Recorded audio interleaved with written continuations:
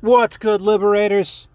Bingus here, and this is DX2 Demon Review, kicking off the spookiest month of the year with some Skelly Bro reviews.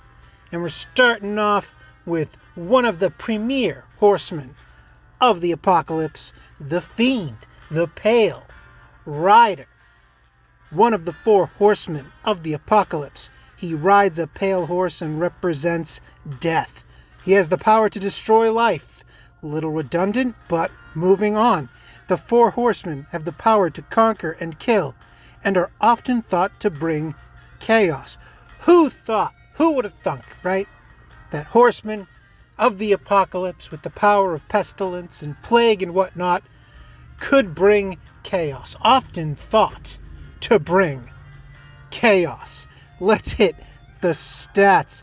A Pale Rider has a mediocre blend, a decent magic stat of 202, which I have opted to ignore because his real money is in his fractional damage, his ailment infliction plus his fractional damage. So I opted to go with agility because he's a turn one kind of guy. If you're running horsemen, you really want him to be going first.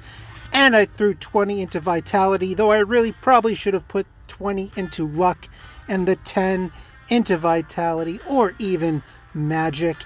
Either way, anything but strength, and you can make a pretty solid argument for that. He's weak to electricity, be aware, repels, force, bueno. Skills, the transferable, a boring Zandine, single target force magic damage, power of 160. Okay, no innate force pierce with this guy, so you're gonna have to watch your targets while in PvP. And for the big money, the Plague activates the following chain effect at the end of your turn. Inflicts 10% fractional damage, 200 max, on all enemies based on their current HP, with a 100% chance to inflict poison. And of course, by 100% chance, it means not exactly 100% chance, ailment resistances and whatnot notwithstanding. So just be aware, you're still going to have to put ailment infliction on this guy because plague can be resisted. 100% is not 100%, technically speaking. And this goes along perfectly with his big money. Pestilence activates the following chain effect at the end of an enemy turn. Inflicts 50% fractional damage, 2000 maximum, on all poisoned enemies based on their maximum HP. So no matter what, 2 taps of Pestilence, game over, unless they're healing themselves. You know what I mean. And further icing on the cake, nullifies all death prevention skills. So Endures, Enduring Souls, Kings of Hell, Avatars, they can all kick rocks because they can't stand up to the Pestilence. So you roll into PvP. Hopefully you're going first. At the end of your first turn, you inflict plague at the end of your turn, poisoning everyone. The enemy goes. Hopefully your boy Pale Rider is still up and running and not bound. And then Pestilence comes in, whacks him, 50% fractional damage, Endures, all useless, takes him down. So if you can rig up a turn one team that can sweep damage all your enemies down to below 50% their maximum HP, and then manage to keep Pale Rider alive for that one counterattack, you got the W. Pretty cool. Easier said than done, but there is the stratagem at hand. And it is pretty fun to run when it works. It's very satisfying to see.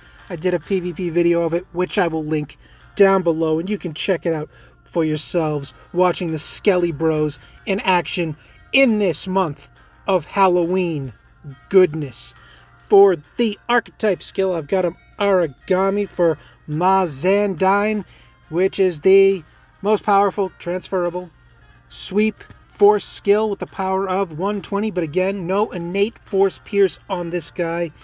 And when I ran him, I completely neglected his magic attack, possibly to my detriment, but I decided to focus 100% on HP and ailment infliction because I did that whole video that's just what I wanted to do. I wanted him to just be pestilencing people to the grave, just to highlight what he can do. But if you are running him in PvP, especially if you're trying to run him on a random team, too many enemies nullify ailments outright. So having a backup where he can single target some guys, he's got a decent magic stat, 202 I believe it was, off rip. So having someone who can single target and giving him something to do other than just pass his turn, which was what I was largely doing with him. I just had him there for his passive abilities, which worked great.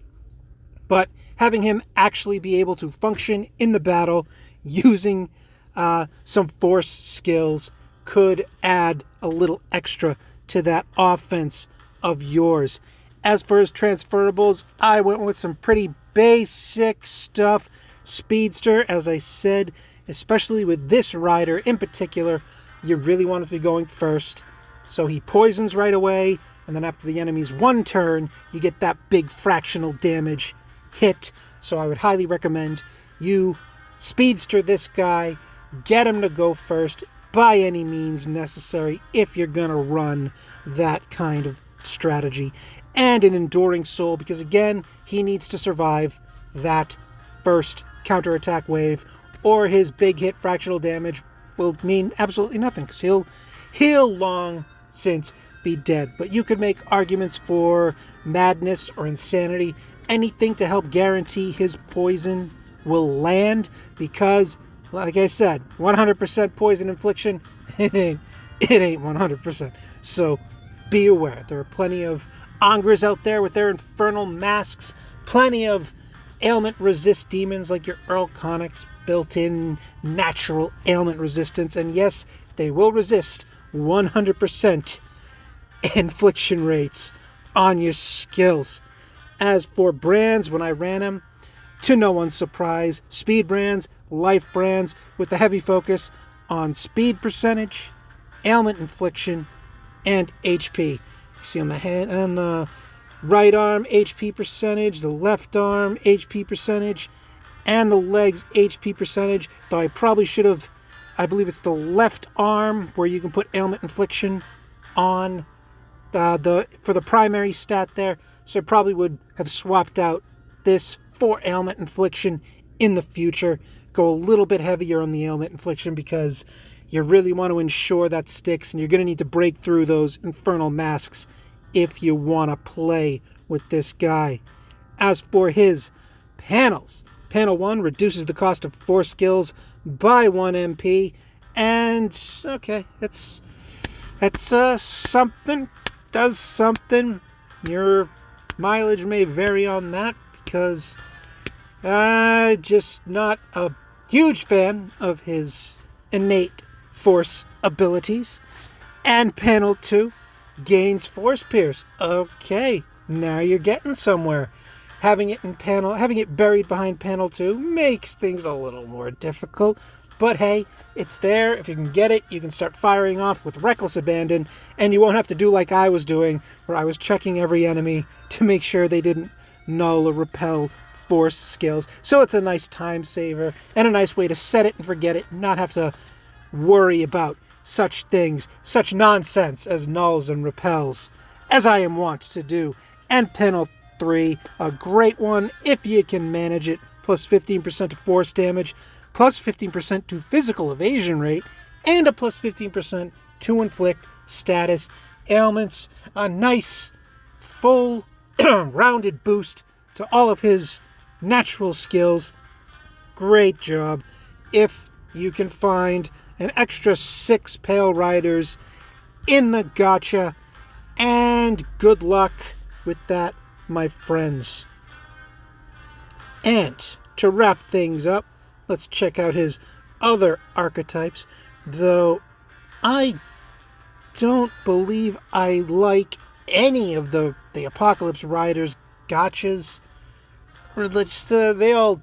I wish they did more to enhance his poison infliction rate or enhance plague and pestilence in some way, where they kind of give him flex in other areas. The origami archetype, as we discussed, Ma Zandine, which is fine.